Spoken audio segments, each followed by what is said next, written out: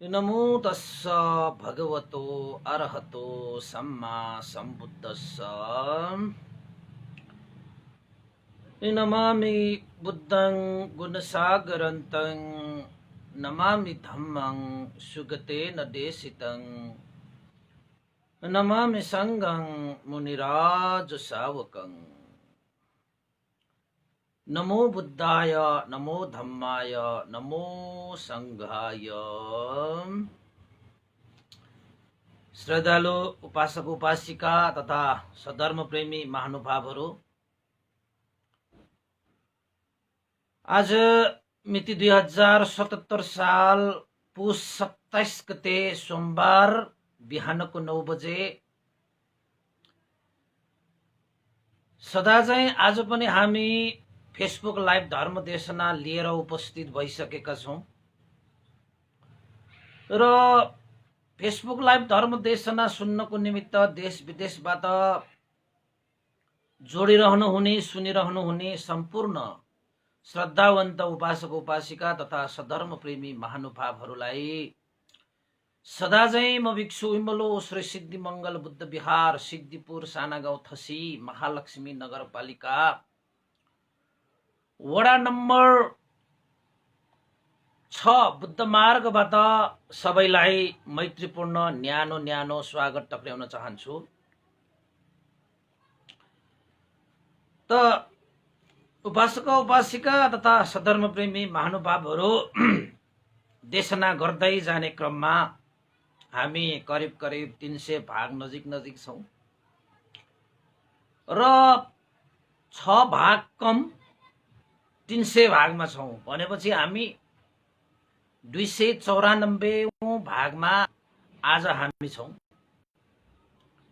र आज पनि हामीले बुद्ध जीवनी अन्तर्गत नै रहेर भगवान बुद्धले देशना गर्नु भएको अति नै सारगर्भित र कल्याणकारी मंगलकारी उपदेशहरू थुप्रै छन्। त्यसमध्येमा आज एउटा भगवान बुद्धले जेतवन बिहारमा बस्नु हुँदाखेरि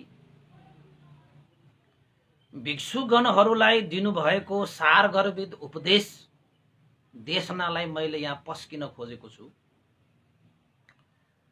र मेरो व्यक्तिगत कुरा गर्ने हो भने मलाई यो सारै नै मन पर्ने देशना र भगवान बुद्धले पनि सारै नै करुणा राखेर मैत्री राखेर यो देशना गर्नु भएको थियो भिक्षु संघहरूलाई। तर भिक्षु संघहरूलाई देशना गर्दाखेरि जति पनि भिक्षुहरूले यो देशना सुन्नुभयो ती भिक्षुहरू कोही पनि मार्ग फलबाट खाली हुनु भएन। यानी कि देशनाको अन्तमा कोही भिक्षुहरू श्रोतापन्न भए, कोही भिक्षुहरू सकृदागामी भए, कोही भिक्षुहरू अनागामी र कोही कोही भिक्षुहरू त अरहन्त भएर पनि गए। यस्तो देशना आज हामीले यहाँ प्रस्तुत गर्न गइरहेको छु र मलाई लाग्छ हामीले मार्गफल नै कहीं कतै प्राप्त गर्न नसके तापनि कमसे कम धर्म त अलिकति भए पनि बोध त अवश्य होला भन्ने उद्देश्य राखेर मैले यो देशना गर्न खोजेको। कयौं देशनाहरू गए भगवान बुद्धले देशना गर्नुभएका शिक्षा र अनुशासनहरू, जुन शिक्षा र अनुशासनले हाम्रो जीवनलाई साँच्चैकै मंगलमय बनाउँदछ, कल्याणमय बनाउँदछ। त्यस्ता उपदेशको सिलसिलामा आज एउटा थप उपदेश मात्रै हो, जुन उपदेश भगवान बुद्धले जातकको रूपमा प्रस्तुत गर्नु भएको थियो। तपस्फल भगवान बुद्धले आवश्यकता अनुसार जातकहरू प्रस्तुत गर्नुहुन्थ्यो, सूत्रहरू देशना गर्नुहुन्थ्यो, विभिन्न घटनाहरू देशना गर्नुहुन्थ्यो, विभिन्न चाहिँ प्रेरक चाहिँ एउटा समग्रहरूलाई जोडेर उसफल भगवान बुद्धले देशना गर्नुहुन्थ्यो।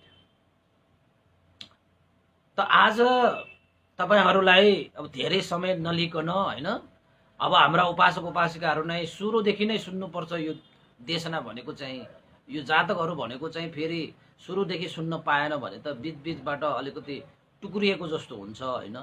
त्यो टुक्रिएको चिजलाई चाहिँ अलिकति जोड्न गाह्रो हुन्छ। त्यसैले देशना भनेको चाहिँ हाम्रा उपासक उपासक बिस्तारै बढ्ने मात्र हुन्छ। अहिले चाहिँ अब 60 नागेको मात्रै छ होइन। अहिले नै देशमा स्वात्त गरिहाल्यो भने कतिले सुन्न पाउँदैन सुरुको होइन। पछि पछि हुँदाखेरि 10-15 मिनट जाँदै गर्दाखेरि अनि 100-200 हुँदै आउने हो। आधी घन्टा भएपछि मात्रै प्राय गरी मान्छेहरू चाहिँ थुप्रै जोइन हुन्छ। त्यसैले चाहिँ अलिकति हाम्रा उपासक उपासिकाहरू नै 9 बजेदेखि नै ठ्याक्क जोर दिएको भए कति जाति हुन्थ्यो जस्तो मलाई लाग्छ कि। किन त भन्दाखेरि देशना भनेको त फेरि फेरि सुन्न नपर्ने गरी एकैचोटिमा चाहिँ बोध हुने गरी सुन्न पाए कति जाति हुन्थ्यो। त्यस्तो मलाई लागेर तपाईँहरूले चाहिँ भनिदिएको है। त आजको देशनालाई मैले सुरु गरिहालौँ कि एकपल्ट भगवान बुद्ध श्रावस्ती जेतवन बिहारमा विराजमान हुनुभएको समयमा भिक्षुहरूलाई भगवान बुद्धले अनुकम्पा राख्नु भएर कोही पनि भिक्षुहरू जसले घर परिवार सब त्यागेर भगवान बुद्धको आर्य मार्गमा पाइला टेकिसकेको छ, मार्ग प्रशस्त गरिसकेका छन्, त्यस्ता व्यक्तिहरूले कहिले पनि आफ्नो हात खाली नहोस् भन्नको खातिर भगवान बुद्धले ती भिक्षुहरूलाई भन्नुभयो कि हे भिक्षुहरू, यो जुन हामीले पञ्चस्कन्ध धारण गरेका छौं, यो पञ्चस्कन्ध धारण गरेका व्यक्तिहरूले यो पञ्चकाम गुणमा लिप्त भएर हामीले जीवन यापन गर्यौं भने हामीले आफ्नो जीवनलाई कुनै सार बनाउन सकिँदैन, अर्थ बनाउन सकिँदैन। जो व्यक्तिहरू यो पञ्चकाम गुणमा आसक्त भएर जीवन यापन गर्दछ उनीहरूको जीवन विनाश भएर जान्छ र मनुष्य भएर जन्मेको उद्देश्य लक्ष्यलाई प्राप्त गर्न सकिँदैन। त भनाइको तात्पर्य के हो त भन्दाखेरि उपासक उपासिकाहरू, हामी मान्छेहरू यो आँखाले हेरेर लोभिने खालको हुन्छ, कानले सुनेर पनि लोभिने खालको हुन्छ, जिब्रोले रस खाएर पनि रस तृष्णामा फुल्ने हुन्छ, नाकले पनि गन्ध सुगेर त्यहाँ पनि भुल्ने हुन्छ र छोएर स्पर्शमा पनि हामी मग्न भएका हुन्छौँ। त्यसैले यो जुनसुकै यो पञ्च इन्द्रियहरू छन्, यो पञ्चकाम गुणमा आसक्त हुने यो आँखा, कान, नाक, मुख र यो शरीरलाई मनले आफूले चाहे जस्तो लोभ द्वेष मोह रूपी क्लेशहरूमा डुबाउँछ। यो मन भनेको यस्तो चीज हो जसले तपाईलाई हजारौं हजार अकुशल कर्म उत्पन्न गराएर कहिलेकाहीँ बल्ल 1-2 पल्ट मात्र तपाईलाई कुशल चित्त वृद्धि गराउँछ होला। त्यसैले हाम्रो तपाईको मनमा यो जीवनलाई सारै बनाउने त्यस्तो चित्तहरू उत्पन्न हुनु भनेको सारै दुर्लभ हो। त्यसैले कहिलेकाहीँ मात्रै उत्पन्न हुने यस्ता कुशल चित्तहरूलाई टपक्क टिपेर हामीले त्यो चित्त अनुसारको हामीले चाहिँ कार्य व्यवहारहरू गर्न थाल्यौं भने चाहिँ हाम्रो जीवन सफल हुन्छ। तर प्राय गरी चाहिँ यो मनमा यही पञ्चकाम गुणहरूको आरमण आसक्तहरू तृष्णाहरू उत्पन्न भइरहेको हुन्छ। आँखाले हेर्यो, राम्रो लाग्यो, स्मृति राख्न सकेन, हेराइबाट नै लोभ वृद्धि भयो। केही चीज खायो, मजाको रस आयो, स्मृति राख्न सकेन, रस तृष्णामा भुल्यो। केही चीजलाई स्पर्श गर्यो, त्यसैमा मजा मान्यो, स्मृति राख्न सकेन, अनि स्पर्शमै हामी मग्न भएर हिँड्छौं। त्यसरी जीवन यापन गर्न थालियो भने तपाईलाई यी पञ्चकाम गुणहरूले यसरी निम्त्यान्न पार्छ कि कहिले पनि जीवनलाई उकास्न नसकिने गरी त्यस्ता दुःखको सागरमा तपाईलाई डुबाइदिन्छ। यो पञ्चकाम गुण भनेको त्यस्तो। त्यसैले भगवान बुद्धले भिक्षुहरूलाई भन्नुभयो, काय सङ्गोरो साधु, हैन, यो कायलाई सङ्गोर गर्नु यानि कि संयम बनाउनु राम्रो, यो वचनलाई संयम बनाउनु राम्रो, यो मनलाई संयम बनाउनु राम्रो। अनि मात्रै हामीले चाहिँ आफ्नो जीवनलाई सार बनाउन सकिन्छ। नत्र भने यही पञ्चकाम गुणले नै हामीलाई दुःखको भुमरीमा पारेर जीवनलाई भौचक्रमा घुमाइरहन्छ र अन्त भनेको कहिले पनि हुँदैन। अनन्त यात्रामा छौं। यो पञ्चकाम गुणबाट हामी उठ्न सकिएन भने चाहिँ अनन्त यात्रामा हामी छौं। यात्री मात्रै बन्छौं, कहिले पनि हामी लक्ष्य प्राप्त भने गर्न सकिँदैन, तर बनिरहेको छ यात्री। अनि जीवन एउटा यात्री हो भनेर अनि परिभाषा गर्न थाल्छ। टुङ्गिँदै नटुङ्गिँदै यात्रा गरेर पनि तपाईलाई कुनै लाभ हुन्छ, कुनै अर्थ हुन्छ, कुनै सार हुन्छ? त्यसैले यस्ता कयौं यात्राहरू हामीले तय गरेर आइसकेका छौं। कुनै पनि लक्ष्य प्राप्त नगर्ने यात्राहरू तय गरिसकेका छौं। अहिले त कमसे कम हामीलाई चाहिँ यस्तो अवसर छ, भगवान बुद्धको शिक्षा, भगवान बुद्धको अनुशासन, भगवान बुद्धको धर्म हो, यसलाई हामीले चाहिँ अपनाउन सके, यसलाई जीवनमा धारण गर्न सके, पालन गर्न सके, अवश्य पनि तपाईले लक्ष्य प्राप्त गर्नुहुन्छ। र मनुष्यको लक्ष्य भनेको चाहिँ सम्पूर्ण दुःखबाट मुक्त हुनु हो, त्यो भनेको निर्वाण हो। र मनुष्यको लक्ष्य भनेको निर्वाणलाई अनि मात्र हामीले प्राप्त गर्न सकिन्छ। यस्ता कुराहरू भगवान बुद्धले भिक्षुहरूलाई देशना गर्नुभयो। भिक्षुहरू पनि अनुशासित भएर भगवान बुद्धको उपदेशलाई सुनिरहनु भएको थियो। त्यसैले हे भिक्षुगण, यो चक्षुलाई संयम गर। देखियो भने देखिरहेको छु मान मात्रै सीमित रहनु, देखेको चीजमा आसक्त नहुनु।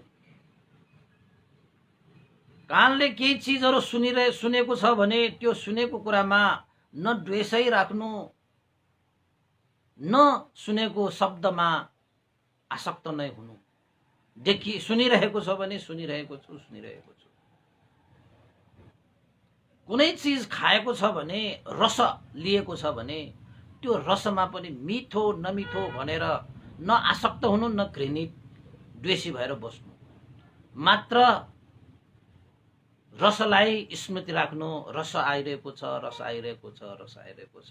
त्यसमा आसक्त पनि हुनुहुन्न र त्यसलाई घृणा पनि गर्नुहुन्न। गन्धमा पनि त्यस्तै र स्पर्शमा पनि त्यस्तै। बस स्मृतिमा रहनुपर्छ है भिक्षुहरू। अनि मात्रै हामीले यो पञ्चस्कन्धलाई विजय प्राप्त गर्न सकिन्छ। नत्र भने यो पञ्चस्कन्धको कारणले पञ्चकाम गुणमा भुलेर हामीले आफ्नो जीवनलाई अनन्त यात्रामा पारिरहेका हुन्छन्, जसको कारणले अनन्त दुःख पनि हामीले भोग्नु पर्ने हुन्छ। जबसम्म पञ्चस्कन्ध छ तबसम्म दुःख छ। चाहे त्यो पञ्चस्कन्धले मनुष्य लोक पाओस्, देवलोक पाओस्, ब्रह्मलोक पाओस्, पञ्चस्कन्ध भएसम्म दुःख त छ। दुःख त आउँछ पछि लागेर। त्यसैले मूल दुःखको खानी भनेकै यही पञ्चस्कन्ध हो। पञ्चस्कन्ध हो रूप, वेदना, संज्ञा, संस्कार र विज्ञान। अब यसो भन्दाखेरि तपाईले बुझ्नुहुन्न। रूप, वेदना, संज्ञा र संस्कार र विज्ञान भनेको यो पञ्चस्कन्ध भनेको यो मन र शरीर। जबसम्म यो शरीर हामीले धारणा गर्छौं, जबसम्म हामीले यो मन धारणा गर्छौं, तबसम्म तपाई दुःखबाट त मुक्त हुनुहुन्न।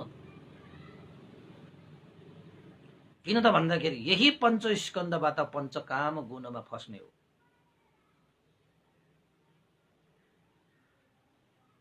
त्यसैले यो पञ्चस्कन्ध पनि ग्रहण गर्ने पनि हामी नै हो, यो पञ्चस्कन्धबाट मुक्त हुने पनि हामी नै हो। कसैले यो पञ्चस्कन्ध तपाईँले दिएको पनि होइन, कसैले तपाईँले पञ्चस्कन्धबाट मुक्त कसैले गर्ने पनि होइन। जुन चिज पाएका छौँ त्यो चिज आफैको आफ्नै कर्मले हो। जुन चिजबाट हामी त्याग्छौँ, जुन चिजबाट हामी मुक्त हुन्छौँ त्यो पनि हाम्रै कर्मले गर्ने हो। कसैको आशीर्वाद, कसैको वरदान, कसैको कृपाले, कसैको चरणले त्यो हुँदैन। त्यसैले भगवान बुद्धले त्यो मार्ग हामीलाई देखाउनु भएको छ, जुन मार्गमा हिँडेपछि तपाईले दुःखको खानीको रूपमा धारण गरिसकेको यो पञ्चस्कन्धबाट पनि मुक्त भएर जाने मार्ग भगवान बुद्धले देखाउनु भएको छ। अब हिँड्ने काम त तपाईको हो, हाम्रो हो, सबैको हो। हिँड्नु भयो त्यो दुःखबाट, त्यो पञ्चस्कन्ध रूपी सागरबाट हामी तर्न सक्छौँ। अब धारणा गर्नु भएन भने त त्यही सागरमा डुबेर अनन्त जीवनसम्म तपाईले दुःख भोग्नु पर्ने हुन्छ। यो भिक्षुहरूलाई भगवान बुद्ध देशना गर्नुभएको। त्यसैले जब नि उपासक उपासिकाहरू तपाईले दुःख भनेको के हो भन्ने बुझ्छ नि, तब तपाईले चाहिँ दुःखको कारण पनि खोज्छ। जब दुःखको कारण खोज्छ नि, अनि दुःखको अन्त पनि खोज्छ। अनि दुःखलाई अन्त गर्न चाहिँ तपाईले खोजिसकेपछि दुःखको अन्तसम्म पुग्ने मार्ग पनि तपाईले पत्ता लगाउनुहुन्छ कि, मार्ग पनि तपाईले प्रशस्त गर्नुहुन्छ कि। यी सम्पूर्ण कुराहरू त भगवान बुद्धले चतुर आर्य सत्यमा देशना गर्नुभएको छ। त्यसैले दुःख छ, दुःख भनेकै यो पञ्चस्कन्ध हो कि। छन् यो पञ्चस्कन्ध भएको कारणले नाना थरीका दुःखहरू हुन्छन् हैन। त्यसैले जन्म लिनु भनेकै दुःख हो कि। किन भन्दाखेरि जन्म लिएपछि त पञ्चस्कन्ध भइहाल्छ। जब जन्म लिइसकेपछि पञ्चस्कन्ध भइसकेपछि यो रूप, वेदना, संज्ञा, संस्कार र विज्ञान त भइहाल्छ। आँखा, कान, नाक, जिब्रो, यो शरीर, यो मन त भइहाल्छ। अनि यो मन, यो चाहिँ यो पञ्चस्कन्धको स्वभाव कस्तो हुन्छ त भन्दाखेरि यो पञ्चस्कन्ध भनेको काम गुणमा आसक्त हुने स्वभाव हुन्छ कि। हेरेर भुल्ने, सुनेर भुल्ने, सुगेर भुल्ने, खाएर भुल्ने, छोएर भुल्ने, आसक्त भइदिने, जसको कारणले त तृष्णा वृद्धि हुन्छ कि। त्यसैले यो तृष्णाको कारणले गर्दाखेरि यो जन्मको बिउ नै तृष्णा हो कि। अनि तपाईले जन्म हुनु नै दुःख भनिसकेपछि यो पञ्चस्कन्ध धारण गरेपछि नाना थरीका दुःखहरू चाहिँ पछि लागेर आउँछ। त्यो जन्म लिनु पर्नको कारण के हो त? तृष्णा हो नि। तृष्णा बिना त तपाईले जन्म लिनै पर्दैन। अनि त्यसपछि भनेपछि अब यो कारणै प्रणाह गरिसकेपछि त जन्म नै हुँदैन भने तपाईलाई दुःख पनि पछि लागेर आएन। भनाइको मतलब अब जन्म नै नलिने भनेको मतलब के भयो त भन्दाखेरि जन्मको कारण भएको तृष्णालाई क्षय गरिसकेपछि त जन्म नै हुँदैन। भनेपछि निर्वाण भनेको चाहिँ तृष्णा क्षय भएको अवस्थालाई नै निर्वाण भनिन्छ कि। तृष्णा भनेको लोभ, द्वेष, मोह रूपी क्लेशहरूले व्याप्त भएको आसक्तपनालाई नै तृष्णा भनेर भनिन्छ। हो, यस्ता तृष्णालाई क्षय गर्यो भने, त्यो तृष्णालाई प्रणाह गर्यो भने दुःखबाट मुक्त हुने रहेछ, यानी कि निर्वाण प्राप्त गर्ने रहेछ। अब त्यो तृष्णालाई क्षय गर्ने चाहिँ मार्ग के हो त भन्दाखेरि आर्य अष्टाङ्गिक मार्ग। सम्मा दिट्ठी, सम्मा संकल्प, सम्मा वाचा, सम्मा कर्मान्त, सम्मा आजीव, सम्मा व्यायाम, सम्मा सति, सम्मा समाधि।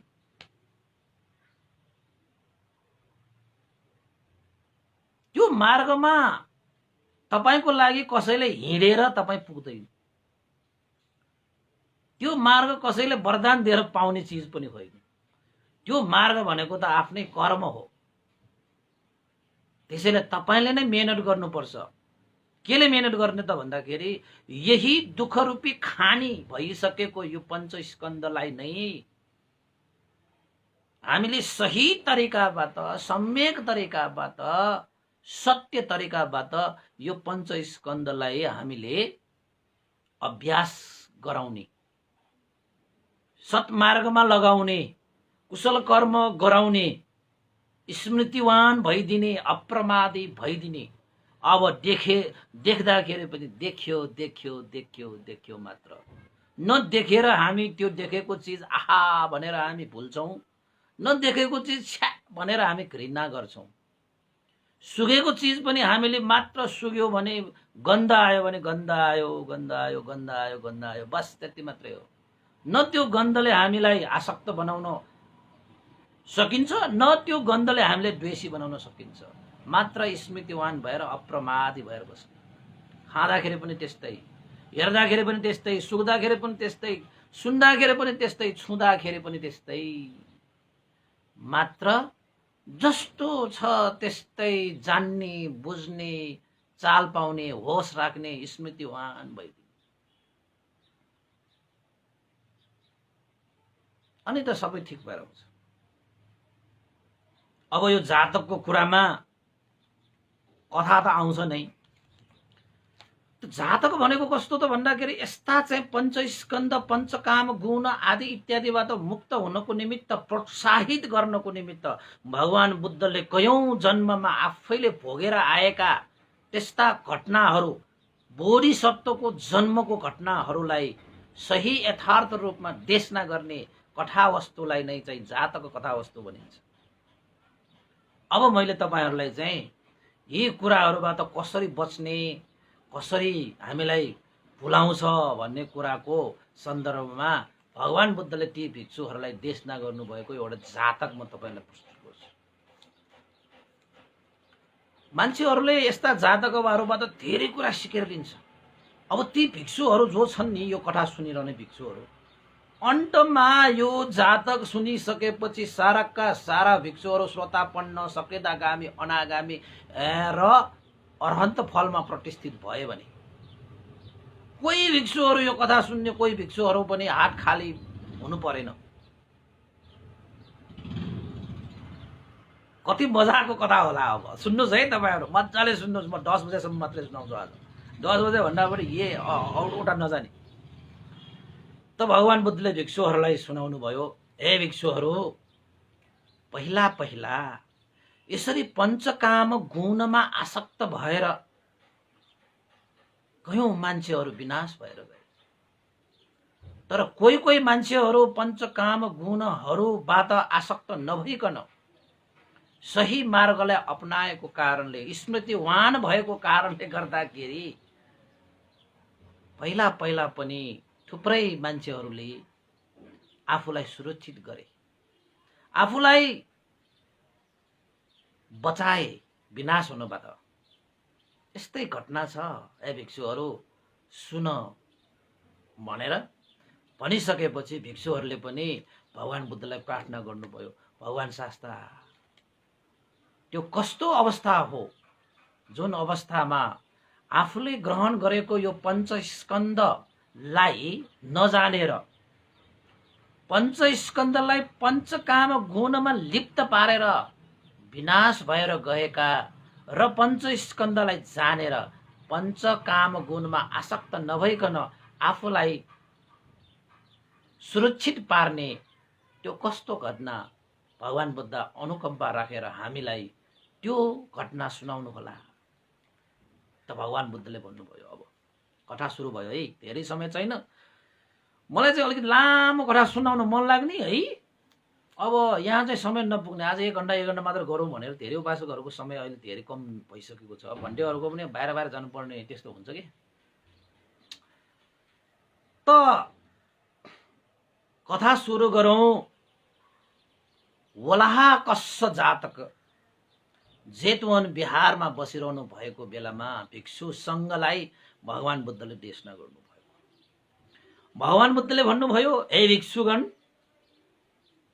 पहिला पहिला अतीत समयमा एउटा ताम्र पर्ने द्वीप थियो यो संसारमा। के नाम छ? नाम पनि याद गर्नुहोस् है। ताम्रपर्णी द्वीप भन्ने एउटा थियो, जुन द्वीपमा श्रीसवत्थु यक्ष नगर थियो।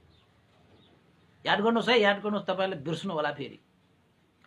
श्रीसवत्थु यक्ष नगर भएको एउटा ताम्रपर्णी द्वीप थियो अतीत समयमा। त्यो द्वीपमा यक्षहरूको निवास थियो। अनि त्यो द्वीपमा त्यो जुन समुद्र छ, त्यो समुद्रको एउटा यस्तो क्षेत्र छ जुन क्षेत्रमा कुनै पनि व्यापार गर्न गएका जहाजबाट यात्रा गर्नेहरू जो कोही पनि उनीहरूको एउटा चाहिँ त्यो समुद्रमा यस्तो एउटा क्षेत्र छ, त्यो क्षेत्रमा जहाज आयो भने, पुग्यो भने, त्यो क्षेत्रमा प्रवेश गर्यो भने जहाज दुर्घटना हुन्छ। हेर्दाखेरि अरू समुद्रको त्यो पानी जस्तै समतल भएर चाहिँ रहन्छ। त्यो त मान्छेलाई यो मंसल चक्षुले देखिँदैन कि त्यो क्षेत्रमा दुर्घटना हुन्छ, त्यसमा भय छ, अन्तराय छ भन्ने थाहै हुँदैन।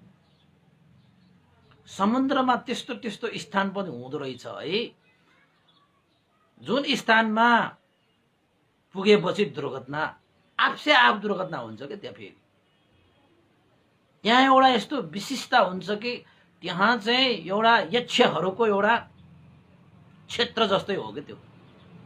जुन क्षेत्रमा आएपछि मनुष्यहरू त्यो क्षेत्रबाट बाहिर निस्किन सक्दैन।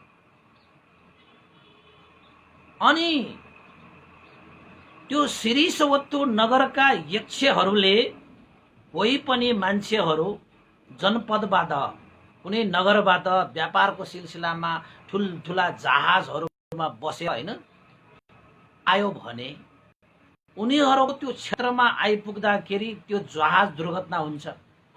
जहाज दुर्घटना भएर जहाज त टुक्रा टुक्रा हुन्छ, जहाज त डुब्छ।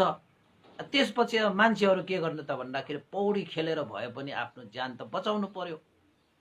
अनि त्यो जहाज दुर्घटना भइसकेपछि ती मान्छेहरू आफ्नो ज्यान बचाउनको निमित्त पौडी खेलेर त्यही ताम्रपर्णी द्वीपमा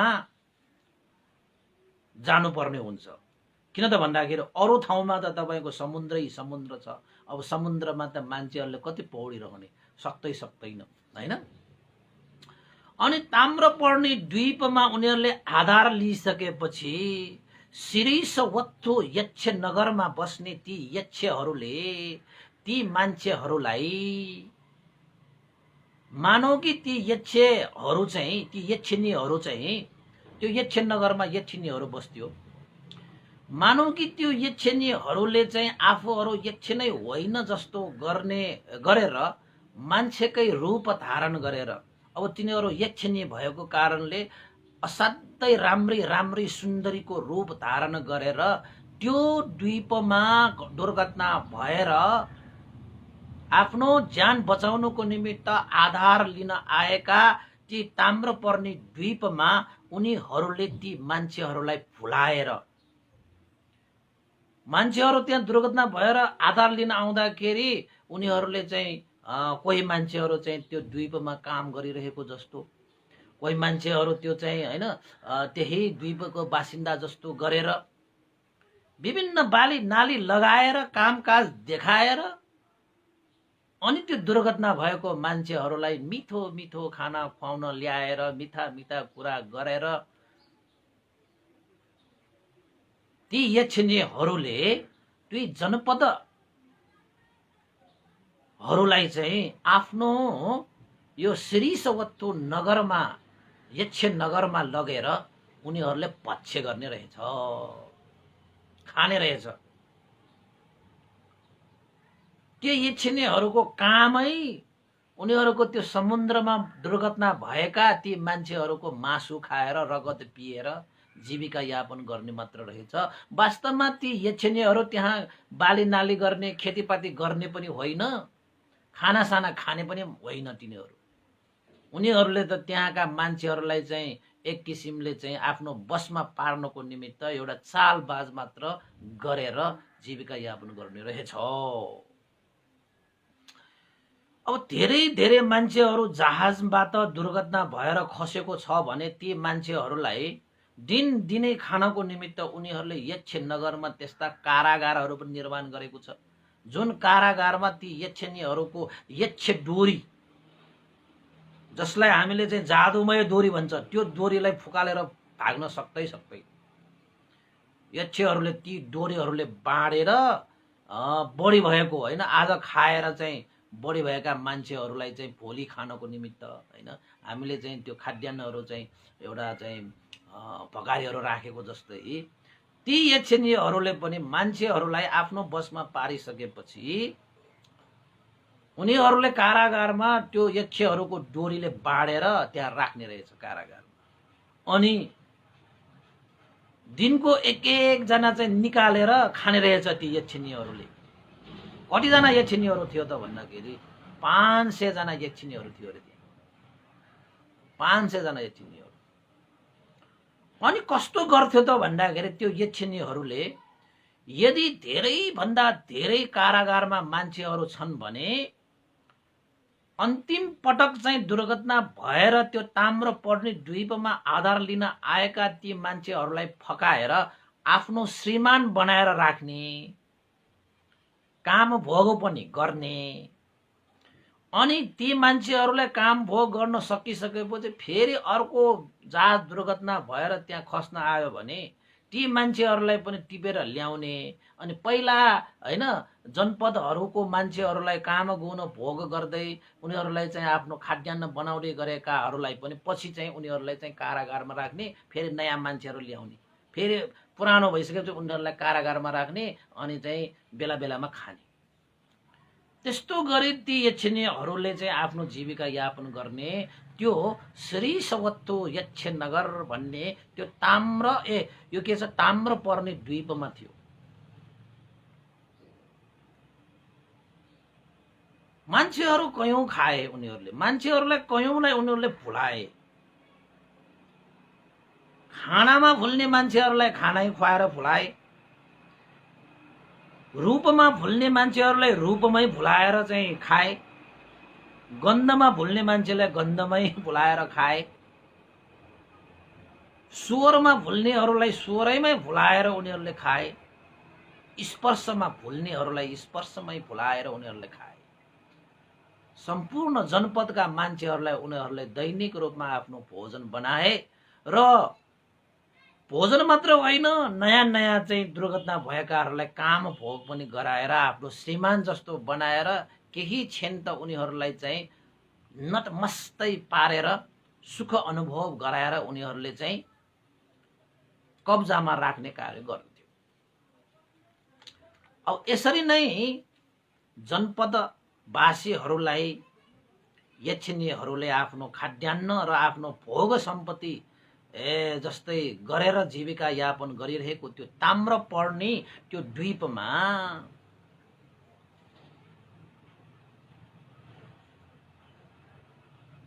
एउटा व्यापारीहरू 500 जना व्यापारीहरू व्यापारको सिलसिलामा एउटा द्वीपबाट अर्को द्वीपमा ठुलै व्यापार गर्नको निमित्त त्यही समुद्र त्यही द्वीप भएर चाहिँ आइरहनु भएको थियो व्यापारीहरू। अब त्यो समुद्रमा त हेर्दाखेरि त त्यस्तै जस्तो लाग्थ्यो, तर त्यो क्षेत्र चाहिँ यक्षहरूको क्षेत्र। त्यो समुद्रमा उनीहरूको क्षेत्रमा पुग्ने बित्तिकै जति सुकै ठुलो जहाज भए पनि दुर्घटना हुन्थ्यो, जति सुकै क्षमतावान भएको त्यो जहाज भए पनि त्यहाँ पुगिसकेपछि त टुक्रा टुक्रा नै हुन्थ्यो। त्यो मान्छेहरूको यो नजरले देख्न सकिँदैन त्यस्तो अवस्था। अनि चाहिँ यक्षिणीहरूले तिनीहरूलाई नै स्वाहा बनाउने त हो नि। नभन्दै अब थाहा हुँदैन, अब पानी माथि माथि जहाज जाने त हो। 500 जना व्यापारी पनि ठुल्ठुलै उद्देश्य राखेर लक्ष्य राखेर व्यापार गरेर मेरो जीवन चाहिँ सुधारौँला, घर परिवारलाई बचाउँला हैन, हाम्रो समाज राष्ट्रमा हामीले चाहिँ ठुलै उपलब्धि गर्न सकिएला भन्ने नाना थरीका त्यो व्यापार पछिको योजनाहरू बोकेर 500 जना व्यापारीहरू एउटा ठुलो जहाजमा बसेर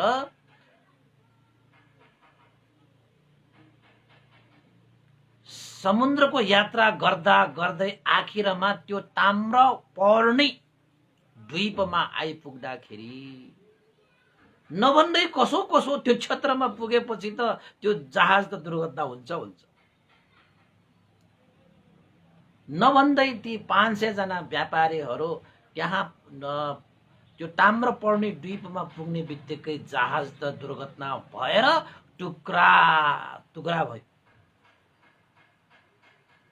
त्यो क्षेत्र नै त्यस्तो, समुद्रमा हुन त पानी नै बगिरहेको हुन्छ, त्यो क्षेत्र नै यस्तो शक्ति केन्द्रित भइरहेको हुन्छ कि त्यो जहाँ पुगेपछि ठुल्ठुला जहाजहरू पनि दुर्घटना टुक्रा टुक्रा हुन्छ। त्यहाँ त भयो, भइसकेपछि त्यो जहाजमा व्यापार गर्नको निमित्त ठुल्ठुला उद्देश्य राखेर लक्ष्य राखेर आफ्नो परिवारको भविष्य बोकेर गएका व्यापारी 500 जना सबै त्यो समुद्रमा के भए, डुब्न थाले।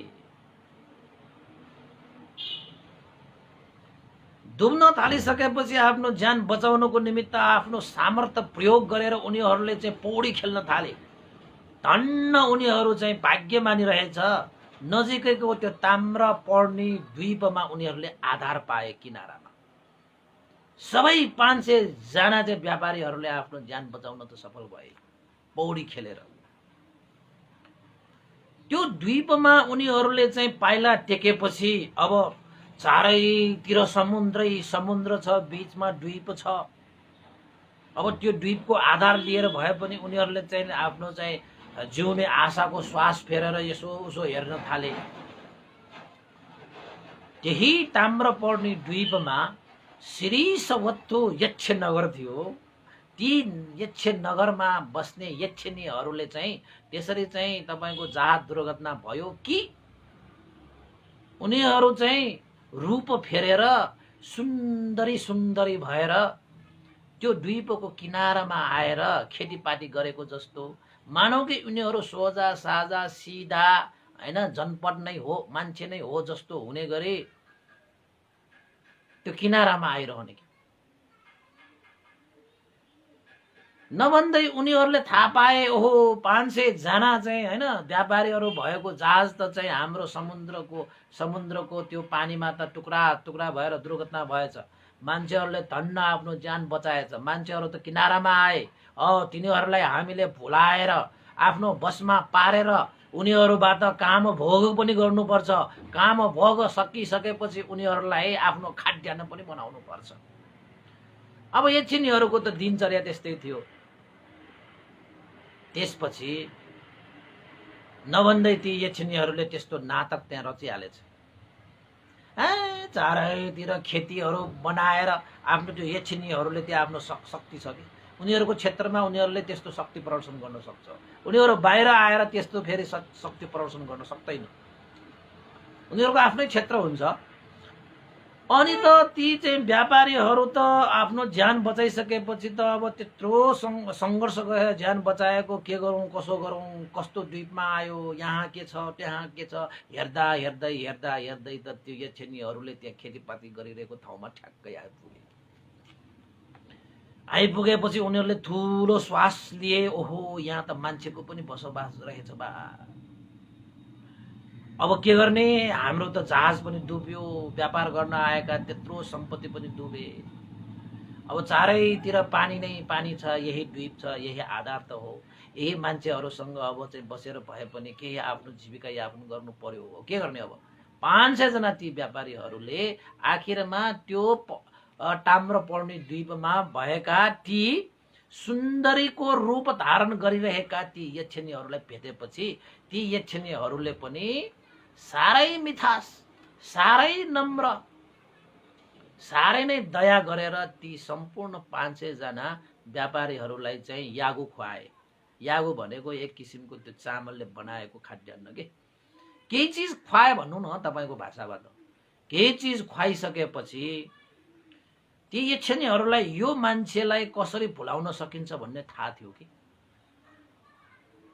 दृश्यमा रूपमा भुल्नेहरूलाई रूपमै भुलाउने, गन्धमा भुल्नेहरूलाई गन्धमै भुलाउने, स्वादमा भुल्नेलाई स्वादैमा भुलाउने, शब्दमा भुल्नेलाई शब्दमै भुलाउने, स्पर्शमा भुल्नेलाई स्पर्शमै भुलाएर उनीहरूले त ती चाहिँ 500 जना व्यापारीहरूलाई के भने त भन्दाखेरि, ओहो तपाईहरूले पनि ठुलै दुःख भोग्नु भएको रहेछ।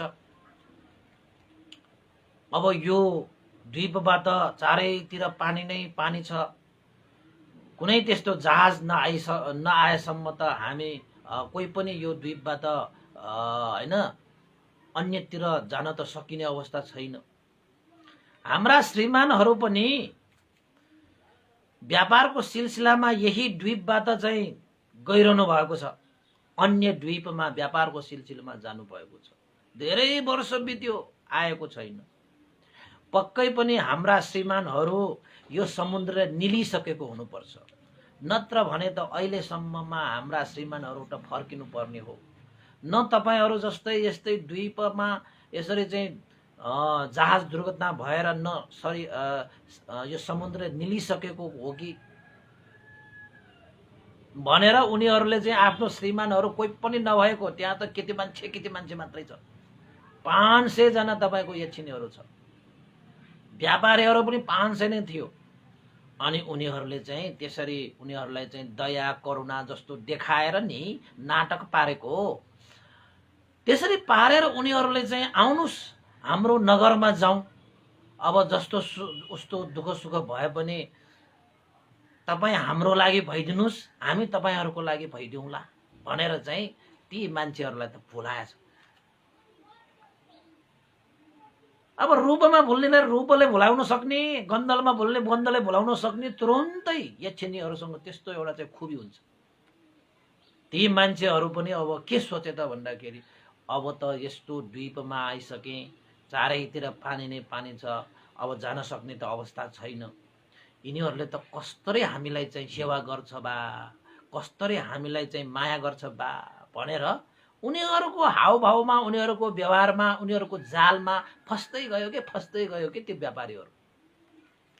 एकछिन त उनीहरूले बिर्से पनि उनीहरूको माया गर्ने पारा, बोल्ने पारा, हेर्ने पारा, रूप देखाउने त्यत्तिकै सुन्दर के। त्यो पाराले गर्दाखेरि त 500 जना व्यापारीहरू त उनीहरू चाहिँ समुद्रमा व्यापार गर्न आएका तिनीहरू दुर्घटना भएर यस्तो द्वीपमा आएको भन्ने पनि बिर्से तिनीहरूले। त्यस्तो हुन्छ यो पञ्चकाम गुणमा आसक्त भएपछि। अब रूपमा भुल्ने पनि भुतुक्कै भए, खानेमा भुल्ने पनि, रसमा भुल्ने पनि भुतुक्कै भए, गन्धमा भुल्ने पनि भुतुक्कै, स्वरमा भुल्नेहरू पनि भुतुक्कै भए, स्पर्शमा भुल्नेहरू पनि भुतुक्कै भए। अनि उनीहरूले चाहिँ श्रीसवत्तो यक्ष नगरमा उनीहरूले लगेर ती यक्षिणीहरूले एकजनाले एकजनालाई आफ्नो बसमा पारेर ती यक्षिणीहरूले ती जनपद व्यापारीहरूसँग चाहिँ काम भोग गरेर उनीहरू चाहिँ खुसी भएर बसे। अब काम भोगमा लिप्त भइसकेपछि ती व्यापारी जनपदहरू पनि मक्ख परे। कत्रा लक्ष्य उद्देश्यहरू पनि भुले, आफ्नो परिवार पनि भुले, आफ्नो उद्देश्य, आफ्नो लक्ष्य सबका सब भुले। उनीहरू त त्यही यक्षिणीहरूको चाहिँ माया जालमा परेर उनीहरूकै श्रीमान भएर उनीहरू बस्न थाले। उनीहरूले त पत्तो नै लगाउन सके। त्यस्तो पनि हुन्छ। ती यक्षिणीहरूले यस्तो उनीहरूलाई सेवा सत्कार गरे कि तपाईहरू हाम्रो श्रीमान भएर बस्नुस्, हाम्रो लोग्ने भएर बस्नुस्, तपाईहरूको लागि हामी सारा पुरा गरिदिन्छौँ भनेर। अब यक्षिणीहरू त हो नि, उनीहरूको चाहिँ आफ्नो शक्तिले उनीहरूलाई चाहिँ खुवाउनु, खानाको निमित्त खाद्यान्न उनीहरूले चाहिँ आफ्नै शक्तिले चाहिँ ल्याइदिइहाल्छ। अब उनीहरूले पनि आफ्नो जीवन त खत्तमै भइसकेको ठानेको, तर चाहिँ यसरी चाहिँ भेट्दाखेरि त उनीहरूलाई त कस्तो भयो, स्वर्ग नै पाएको जस्तो पो अनुभव भयो त। पञ्चकाम गुणमा भुल्ने मान्छेहरूले पञ्चकाम गुणलाई भोग गर्न पाउँदाखेरि मानव स्वर्ग नै पाएको जस्तो ठान्छ के फेरि।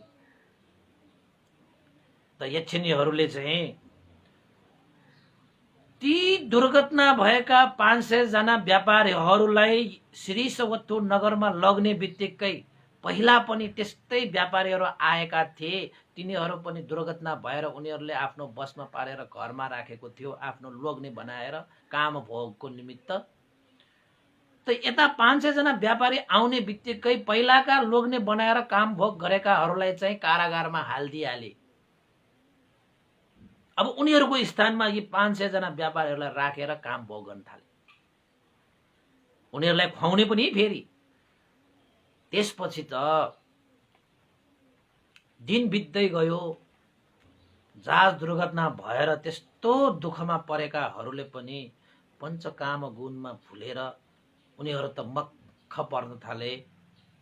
एक दिन बित्यो, 2 दिन बित्यो, 3 दिन बित्यो हुँदा हुँदा ती यक्षहरूले के गर्थ्यो त भन्दाखेरि राति राति उठेर कारागारमा गएर उनीहरूले मान्छेहरूलाई जसलाई चाहिँ त्यो यक्ष डोरीले बाँडेर राखेका थिए, राति राति गएर चाहिँ ती यक्षहरू मान्छेहरूलाई खाएर आउने रहेछ। जसरी हामी मान्छेहरू चाहिँ खाना खानुपर्छ त्यसरी नै उनीहरूले चाहिँ कारागार गएर चाहिँ मान्छेहरूलाई खाएर आउने रहेछ।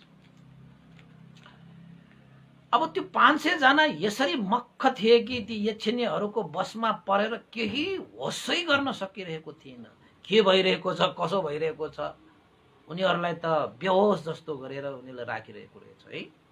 ती यक्षिणीहरू मध्येमा सबभन्दा ज्येष्ठ, सबभन्दा उमेरले चाहिँ ज्येष्ठ एउटा यक्षिणीले पनि उनीहरूले चाहिँ मान्छेहरू आउँदाखेरि पनि ज्येष्ठ यक्षिणीले ज्येष्ठै मान्छे जनपद खोज्ने। नभन्दै एक दिन चाहिँ कस्तो घटना घट्यो त भन्दाखेरि त्यो 500 जना व्यापारीहरू मध्येमा सबभन्दा जेठो व्यापारीले रातिको प्रहर आफूसँग सुतिरहेको त्यो यक्षिणी उठेर गएको देखेछ। त उसलाई किन उठेर गयो? अब त्यति बेला त यक्षिणी होइन, सुन्दरी थियो।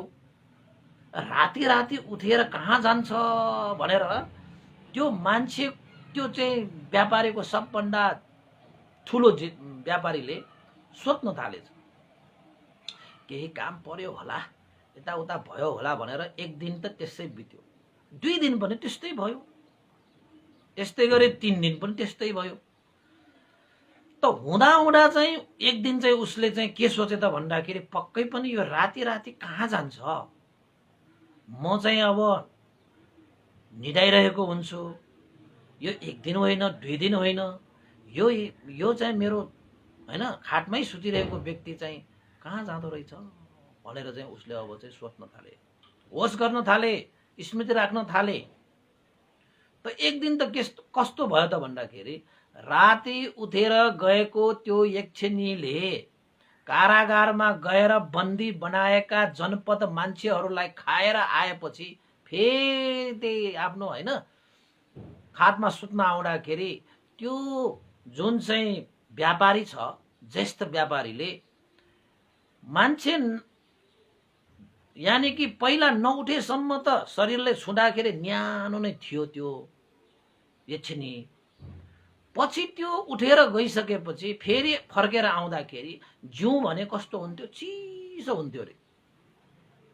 यानि कि यक्षहरूले मान्छेलाई नखाएसम्म उनीहरूको जिउ तातो हुँदो रहेछ।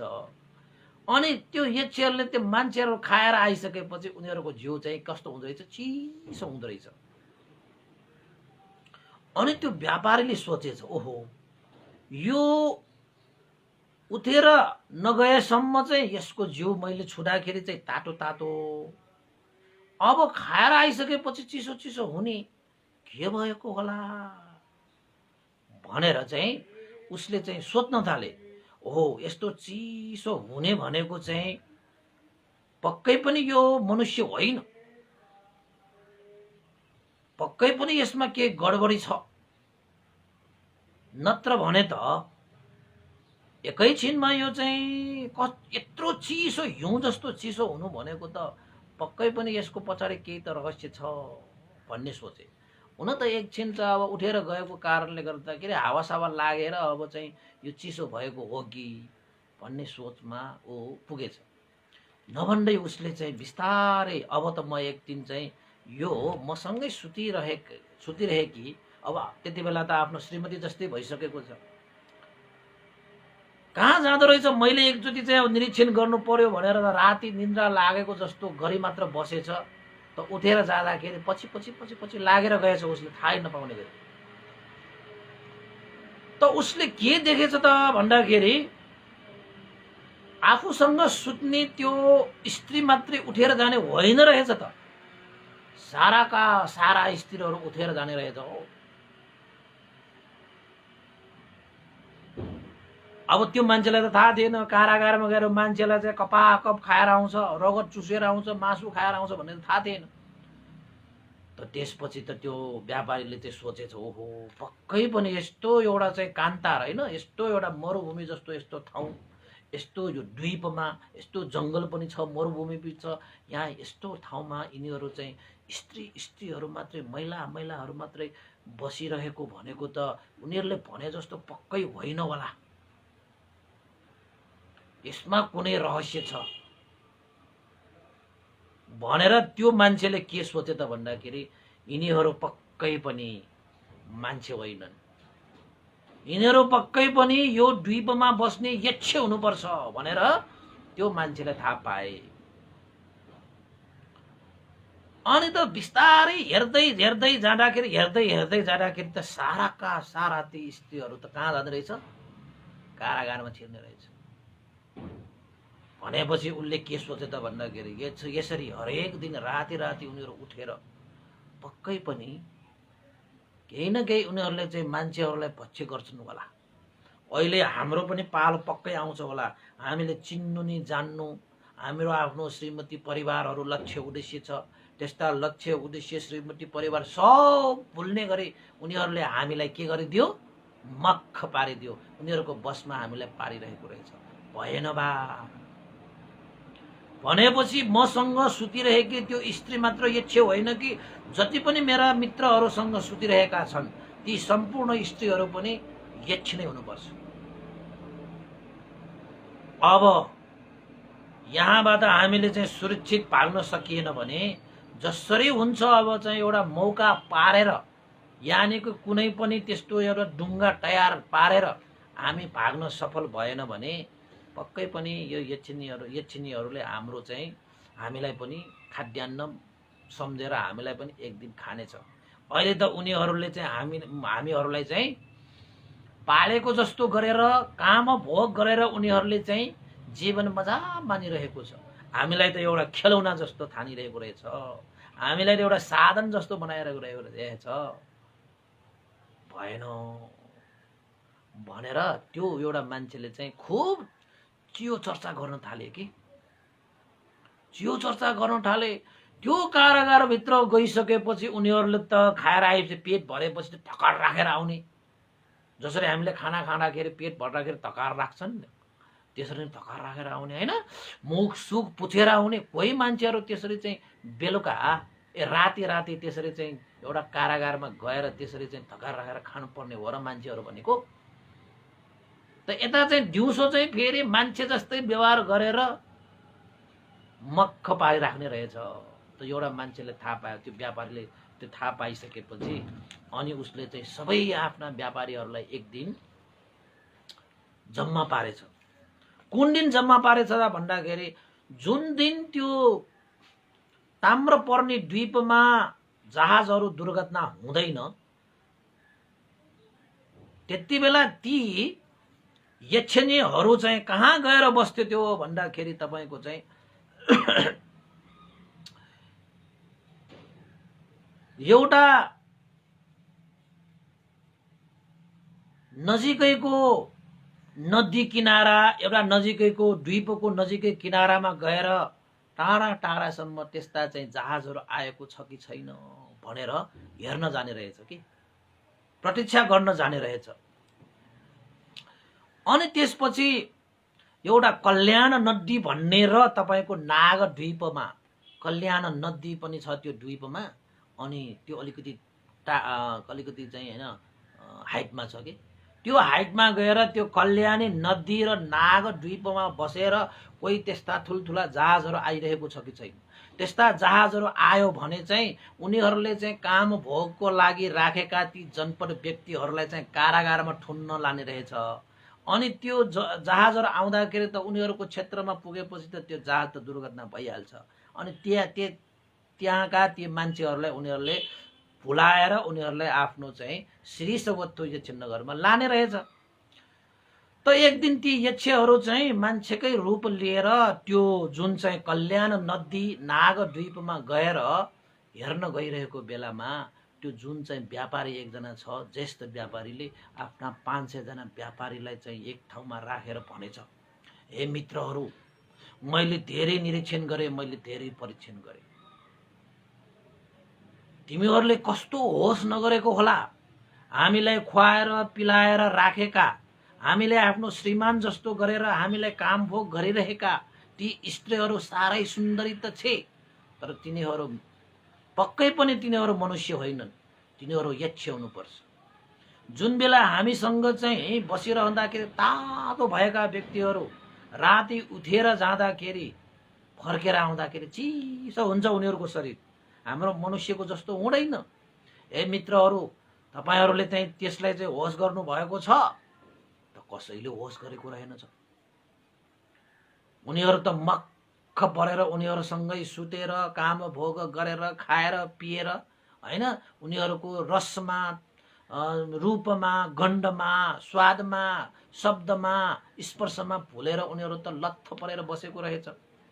त एकजना त्यो व्यापारीले सबैलाई, होइन मित्रहरू, यो द्वीप भनेको त्यत्तिकै द्वीप होइन, यिनीहरू पक्कै पनि यो द्वीपको बासिन्दा होइन र उनीहरूको श्रीमानहरू पनि व्यापारको सिलसिलामा अन्य द्वीपमा गइरहेको पनि होइन।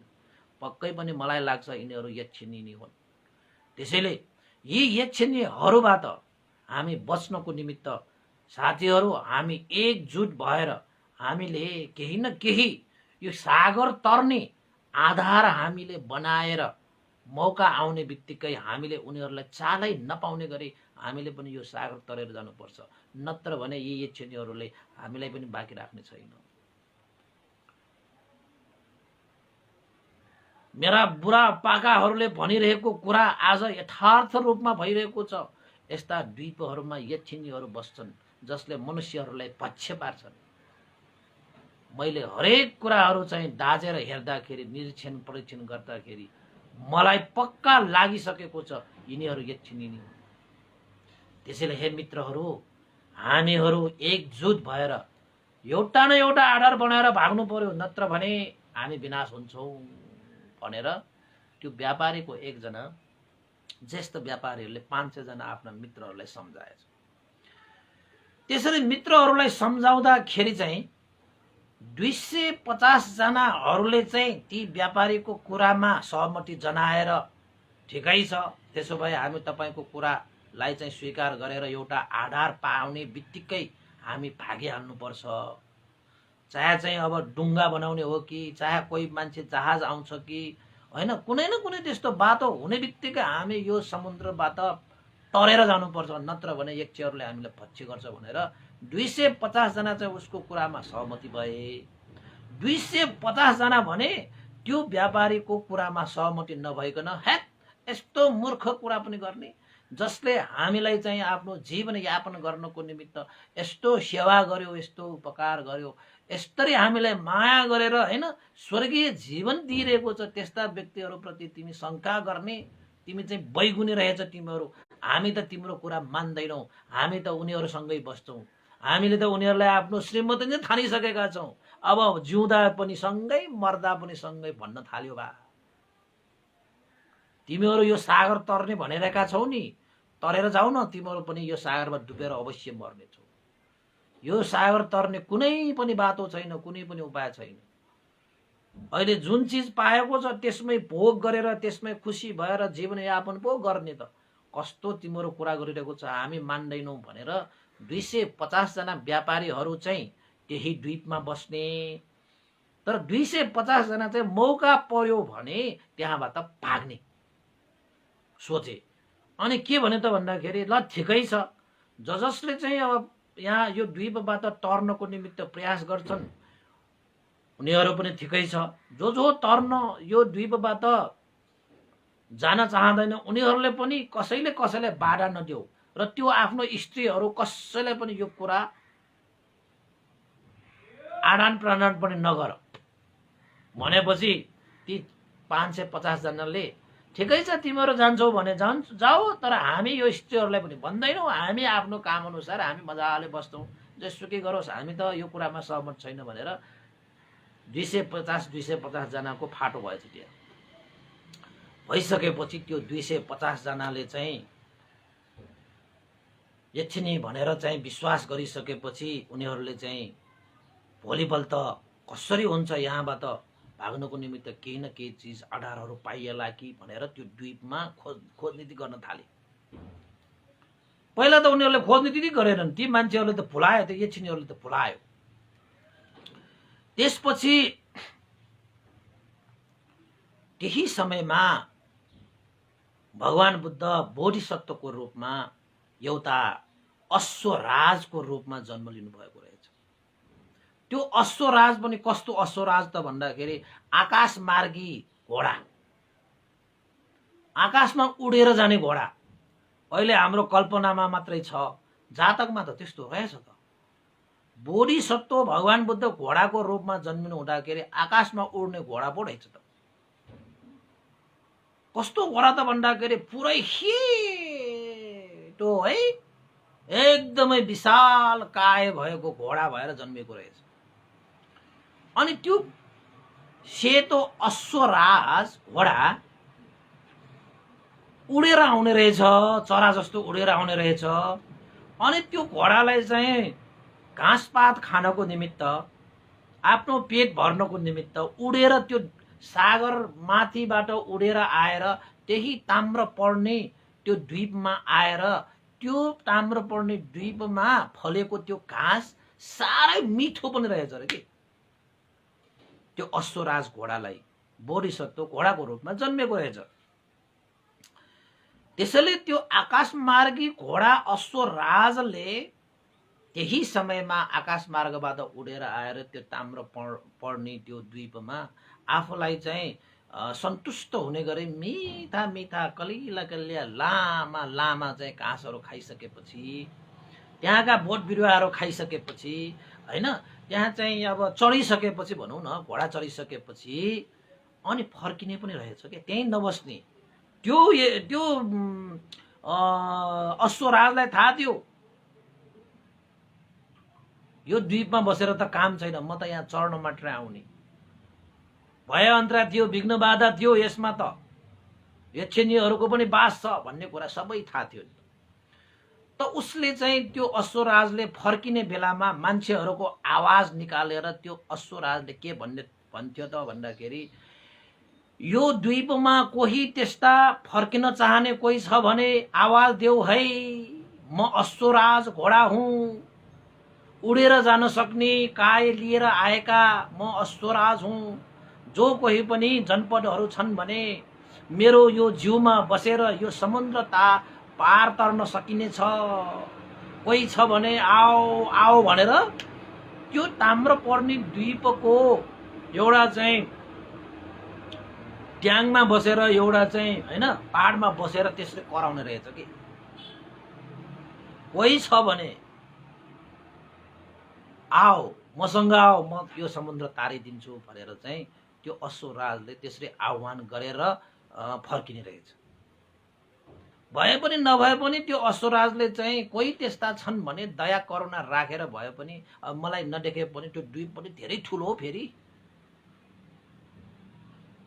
आवाजले सुनेर भए पनि आयो भने मैले उनीहरूलाई यो समुद्र तारिदिन्छु भनेर मैत्री राखेर दया राखेर त्यसरी बोल्ने रहेछ।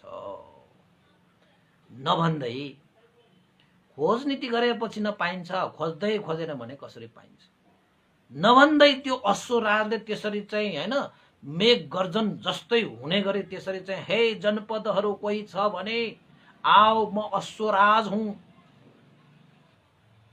म आकाशमार्गी, मसँगै जनपदहरू पनि यो समुद्र पार तर्न सक्ने छ भनेर आह्वान गरेको ठ्याक्कै त्यो 250 जना जसले चाहिँ एउटा चाहिँ माध्यम खोजिरहेको थियो, जसले एउटा बाटो खोजिरहेको थियो, जसले हुन्छ त्यो द्वीपलाई छोडेर त्यो समुद्र तरेर जाने, उनीहरूले चाहिँ एउटा माध्यम खोजिरहेको ठ्याक्कै त्यो आवाज सुन्दाखेरि त उनीहरू त अचम्म भए। ओहो, कसले यो आवाज दिएको, कहाँबाट आवाज दिएको? हे जनपदहरू, म अश्वराज हुँ, आकाशमार्गी हुँ।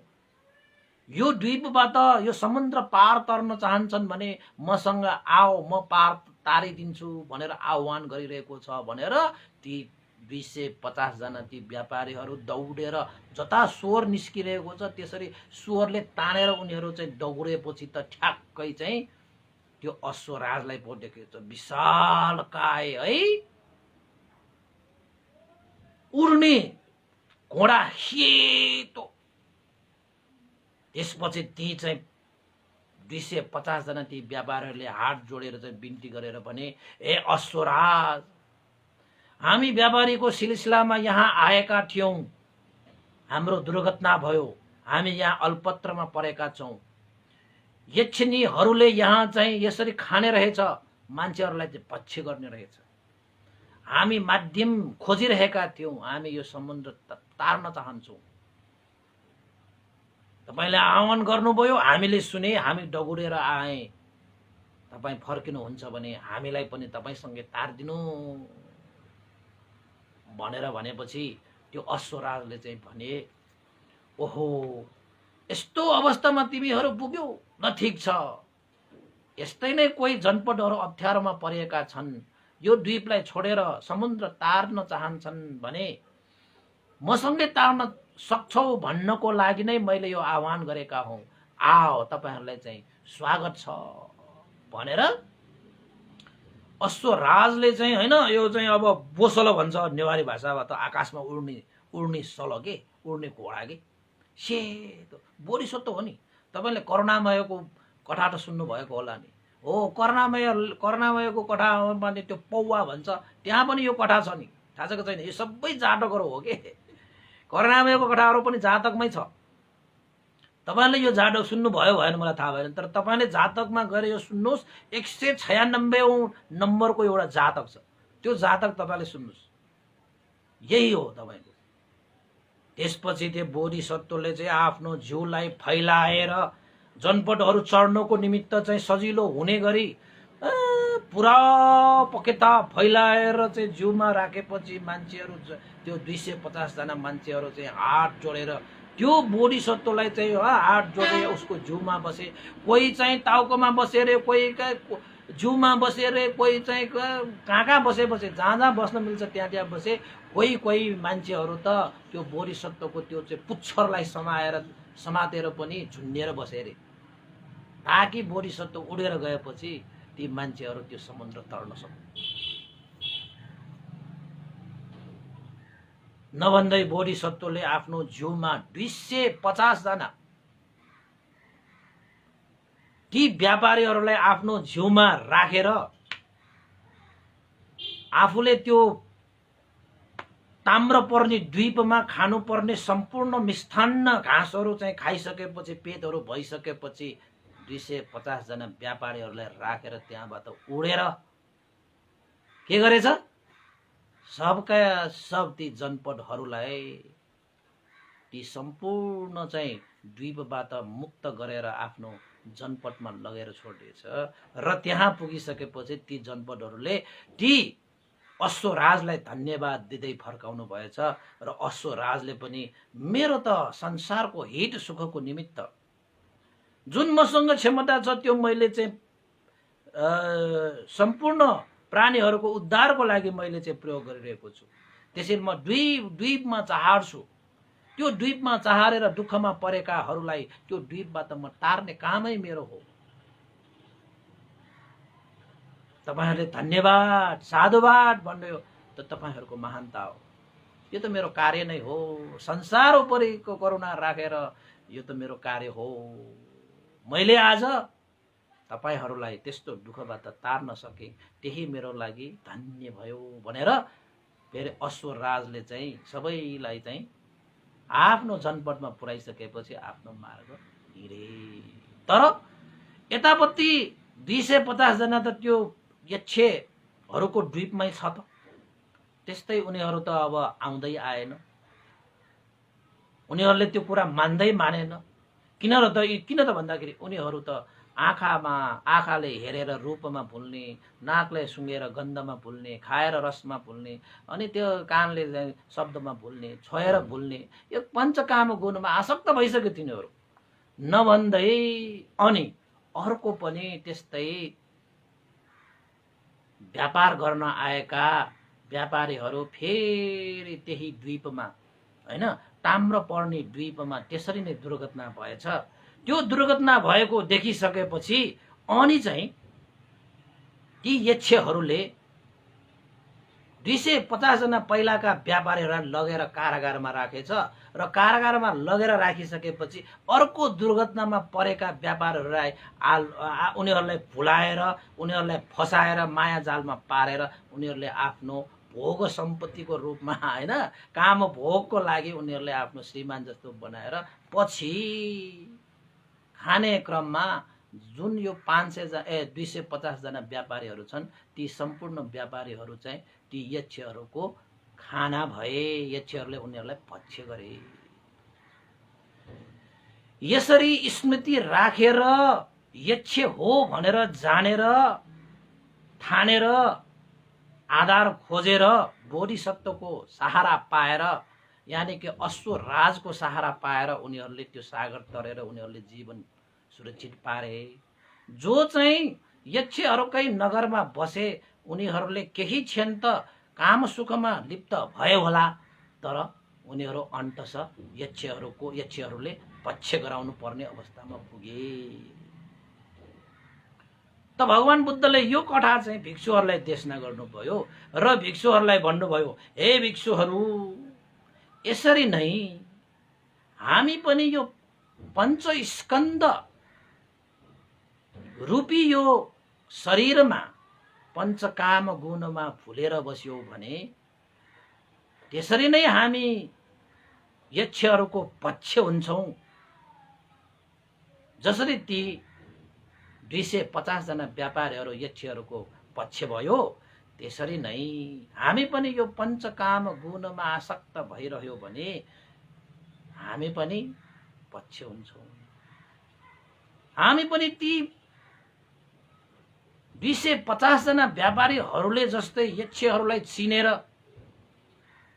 उनीहरूबाट मुक्त हुनको निमित्त आधार खोजियो भने हामीले पनि अवश्यमेव समुद्र पार तर्ने त्यो अश्वराजलाई हामीले भेट्नेछौँ। हे भिक्षुहरू, त्यो अश्वराज भनेको अरू कोही पनि होइन, त्यो बुद्ध उपदेशलाई नै यहाँ अश्वराज भनेर भनिन्छ भने त्यो यक्षनीहरू भनेको चाहिँ पञ्चकाम गुणहरू हुन् भने यो यक्ष नगर भनेको नै यो पञ्चस्कन्द हो। त्यसैले यो यक्ष नगर त हामीले पाइसकेका छौं। अब यो यक्ष नगरमा पञ्चकाम गुण त भइहाल्छ, यक्षनीहरू त भइहाल्छ। ती यक्षनीहरूलाई चिनेर ती 250 जना बाँचेर गए जस्तै हामीले पनि यो पञ्चकाम गुणलाई चिनेर, हैन, बुद्ध उपदेशलाई हामीले पायौं भने अश्वराजलाई भेट्टाएका जस्तो हुन्छौं। जुन बुद्ध उपदेश, बुद्ध धर्मको कारणले गर्दाखेरि त्यो दुःखको सागर, त्यो चाहिँ द्वीप छ, त्यो सागर छ, त्यो त दुःखको सागर हो। त्यसरी त्यो अश्वराजले 250 लाई व्यापारीलाई तारे जस्तै बुद्ध धर्मले हामीलाई पनि त्यो सम्पूर्ण दुःखको सागरबाट हामीलाई पनि तार्ने छ। त्यसैले हे भिक्षुहरू, जसले बुद्ध शिक्षालाई, बुद्ध उपदेशलाई सुनेर हृदयमा धारण गरेर आफ्नो जीवनमा पालना गर्दछ, ती व्यक्तिहरूले दुःखको सागर रहेको यो अपाय दुर्गतिहरूबाट बचेर मनुष्य देव र ब्रह्मलोक मात्र होइन, सम्पूर्ण दुःखबाट मुक्त भएको निर्वाण धर्मलाई पनि साक्षात्कार गर्न सक्छ। यदि हामीले बुद्ध उपदेशलाई सुनेर धारण गरेर पालना गर्न सकेनौं भने ती 250 जना व्यापारीहरू जस्तै हुनेछौं, जुन व्यापारीहरू यक्षिणीहरूको माया जालमा परेर आफ्नो जीवनलाई विनाश गरेर जानुपर्ने ती 250 जना त्यो व्यापारीहरू जस्तै हुनेछौं। त्यसैले हे भिक्षुहरू, जुन त्यो अश्वराज छ त्यति बेलाको त्यो अश्वराज मै थिएँ। जुन ती 250 जना व्यापारीहरू थिए ती 250 जना व्यापारीहरू भनेको बुद्ध परिषदहरू हुन्। र 250 जना ती व्यापारीहरू जसलाई यक्षहरूले भक्ष्य गरे ती व्यापारीहरू चाहिँ बुद्ध परिषदहरू थिएनन्। र ती यक्षिणीहरू भनेको पञ्चकामगुण हो र यक्षिणी नगर भनेको यो पञ्चस्कन्ध हो र त्यो सागर भनेको चाहिँ दुःख हो। त्यसैले हे भिक्षुहरू हामीले पनि यी दुःख सागरलाई चिन्नु पर्यो, यो यक्ष नगरलाई चिन्नु पर्यो, यो यक्षिणीहरूलाई चिन्नु पर्यो, साथसाथै त्यो अश्वराजलाई हामीले चिनेर उसको जिउमा बसेर हामीले पनि ती सम्पूर्ण दुःखबाट पार लगाउनु पर्यो। त्यसैले हे भिक्षुहरू भगवान बुद्धको शिक्षा भनेको सम्पूर्ण दुःखबाट पार तर्ने, सम्पूर्ण यक्ष नगरबाट पार तर्ने, सम्पूर्ण यक्षिणीहरूबाट पार तर्ने यस्तो चाहिँ कल्याणकारी धर्मलाई सबैले आफ्नो जीवनमा अँगालेर सुनेर धारण गरेर पालन गरेर सम्पूर्ण दुःखबाट मुक्त भएर जान सकोस् भनेर भगवान बुद्धले भिक्षुगणहरूलाई प्रोत्साहित गर्नको निमित्त यो कथा यो देशना वलाहकस्स जातक देशना गर्नुभयो। त्यसैले हामी पनि कहीँ त्यसरी चाहिँ एउटा यक्षहरूको नगरमा त पुगिरहेका छैनौँ। तपाईँ पनि यक्षहरूको नगरमा छ, म पनि यक्षहरूको नगरमै छ। कोही पनि यक्षहरूको नगरभन्दा बाहिर छैन। हामी त दुःखको सागरमा डुबिसक्यो। हामी त यक्षको नगरमा पनि पुगिसक्यो। यो पञ्चस्कन्ध धारण गरिसकेपछि नै हामी यक्षहरूको नगरमा पुगिसक्यो। अब यक्षिणीहरू आउँछ। यक्षिणीहरू भनेको कस्तो पञ्चकाम गुणहरू हो के, रूपमा बोल्ने, रसमा बोल्ने, गन्धमा बोल्ने, स्वरमा बोल्ने, छोएर बोल्ने भनेको यक्षिणीहरू आएको हो। तपाईँलाई त त्यसले भक्ष्य गर्छ। केही क्षण तपाईँलाई सुख दिएको जस्तो मात्र गर्छ, तर बेला आयो भने तपाईँलाई उसले भक्ष्य गर्छ। त्यसैले हामीले चाँडो भन्दा चाँडो स्मृति जगाएर हो यिनीहरू यक्षिणी हो भनेर थाहा पाएर हामीले चाहिँ आधार खोज्नु पर्यो। त्यो खोज्दा खोज्दै चाहिँ यो चाहिँ अश्वराज भेटिन्छ। किन त भन्दाखेरि भगवान बुद्धले त यो संसार उद्धारको निमित्त अश्वराज जस्तो घोडाहरू चाहिँ उड्ने घोडाहरू छोडिरहनु भएको छ। यो संसारमा जताततै धर्म फैलाउनु भएको छ, धर्मको ज्योति फैलाउनु भएको छ। तपाईँले खोज्नुभयो भने तपाईँको जीवनमा पनि त्यस्तो अश्वराजहरू भेटिनेछ। त्यो अश्वराज भनेकै बुद्ध शिक्षा हो, बुद्ध उपदेश हो, बुद्धको धर्म हो। त हामीले चाहिँ त्यो अश्वराज पनि पाइसकेका छौँ। अब हामी अश्वराजको जिउमा बसेर दुःखको सागर तरेन भने कहिले तर्ने उपासक उपासिकाहरू? ती 250 जस्तो त्यो व्यापारीहरू जस्तो होइन यो त्यो भनेर बस्नुभयो भने तपाईँहरू पनि यक्षहरूको पक्ष हुन्छ, पार हुन्छ। त्यसैले यो उपदेश सुन्ने बित्तिकै ती भिक्षुहरू सबै कोही श्रोतापन्न भए, कोही सकिटागामी भए, कोही अनागामी भए, कोही त अर्हन्त भएर पनि गए। उपासक उपासिकाहरू सबै भिक्षुहरूले साधु साधु साधु। यो शरीर यो पञ्चस्कन्ध भनेको त यक्ष नगर रहेछ। यो पञ्चस्कन्धमा उत्पन्न हुने पञ्चकाम गुण भनेको त यक्षिणीहरू रहेछ हैन। यो यक्ष नगर र यक्षिणीहरूबाट बचाएर दुःखको सागर तार्ने त त्यो अश्वराज भनेको त भगवान बुद्धको शिक्षा रहेछ। त्यसैले त्यो अश्वराजलाई प्राप्त गर्नको निमित्त हामीले भगवान बुद्धको शिक्षालाई सुनौँ, धारण गरौँ, पालना गरौँ। तपाईँ पनि सम्पूर्ण दुःखबाट पनि तर्नुहुन्छ, यक्ष नगरलाई पनि त्याग्न सक्नुहुन्छ, यक्षिणीहरूबाट पनि तपाईँ बच्न सक्नुहुन्छ। त्यसैले सम्पूर्ण उपासक उपासिकाहरू भगवान बुद्धको यस्तो शिक्षा यस्तो अनुशासन सुन्नु भएर ती भिक्षुहरू श्रोतापन्न सकेटागामी अनागामी भए जस्तै अरहन्त भएर गए जस्तै तपाईँ उपासक उपासिकाहरू पनि श्रोतापन्न सकेटागामी अनागामी र अरहन्तसम्म पनि भएर जान सकौँ। आज नभए पनि चाँडो भन्दा चाँडो मार्गफलमा प्रतिष्ठित हुन सकोस् भन्ने आशिका गर्दै आजको उपदेश मैले यहीँ टुङ्ग्याएँ है। अन्तमा मैले भन्न सक्छु, जसले बुद्ध उपदेश श्रवण गर्दछ र गर्दछ र गर्दैन र गर्न पाउँदैन र आचरणमा ल्याउँदैन, ती व्यक्तिहरू यक्ष नगरमा पुगी यक्षहरूको कारण विनाश भए जस्तै विनाश भएर जानेछ भने, जसले बुद्ध उपदेशलाई श्रवण गर्दछ र श्रवण गराउँदछ भने, जीवनमा आचरण पनि गर्दछ भने, ती व्यक्तिहरू यक्ष नगरमा परे तापनि यक्षहरूको कारणबाट विनाश हुनबाट बचेर अश्व राज प्राप्त गरेर जीवनलाई सार्थक बनाएका जस्तै हामी पनि हुनेछौँ भन्दै अन्तमा प्राप्त भएको यो पुण्यलाई अनुमोदन गर्नको निमित्त आज मेरो हातमा एकजना चाहिँ जन्मदिनको परित्राण पाठको लागि एकजना नाम लेख्न आउनु भएको थियो। पौष 27 गते चतुर्दशीको दिन जन्मन हुने योग रत्न बज्जाचार्यलाई धेरै धेरै शुभकामना व्यक्त गर्न चाहन्छु। उहाँको जीवन सुखमय शान्तिमय, रोगशोग भय अन्तर्य विघ्न बाधा नहोस् भनेर जन्मदिनको उपलक्ष्यमा शुभकामना व्यक्त गर्दै उहाँहरूले चाहिँ भन्तीको लागि परित्राणको लागि हैन आर्थिक सहयोगको रूपमा 1000 रुपैयाँ आर्थिक सहयोग पनि अस्ति यहाँ आउनु भएर धेरै दिनुभएको थियो। यो पनि मैले उहाँहरूलाई चाहिँ अनुमोदन गरेँ र सम्पूर्ण श्रद्धावन्त उपासक उपासिका र गुरुवर ज्ञानपूर्णिक मास्तवीर भन्ते र स्याडो उपनिता विवंश लगायत सम्पूर्ण देवता अमनुष्य र सत्व प्राणीहरूलाई यो पुण्य लाभ भई उहाँहरूको जीवन सुखमय होस् शान्तिमय होस् भन्दै पुण्य अनुमोदन गरौँ। भवतु सब मङ्गलम्। इदं नो ज्ञातिनं होतु सुखितावन्तु ज्ञातयो। इदं नो ज्ञातिनं होतु सुखितावन्तु ज्ञातयो। इदं नो ज्ञातिनं होतु सुखितावन्तु ज्ञातयो। एतावता मे हि सम्भतं पुण्यसम्पदं सब्बे देवानुमोदन्तु सर्वसम्पत्तिसिद्धिया। एतावता मे हि सम्भतं पुण्यसम्पदं सब्बे सत्ता अनुमोदन्तु सर्वसम्पत्तिसिद्धिया।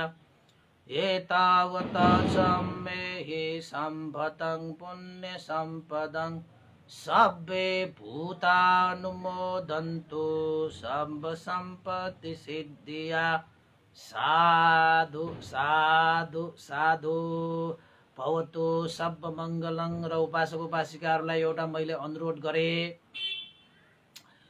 तपाईहरूले पनि यो 300 भाग पुग्दाखेरि तपाईहरूलाई देशनाहरू कस्तो लागिरहेको छ, आफ्नो अनुभवहरू चाहिँ पब्लिक रिभ्यूको अनुसार हामीले भिडियोहरू तपाईँले बनाएर भिडियो खिचेर पठाइदिनु होला है।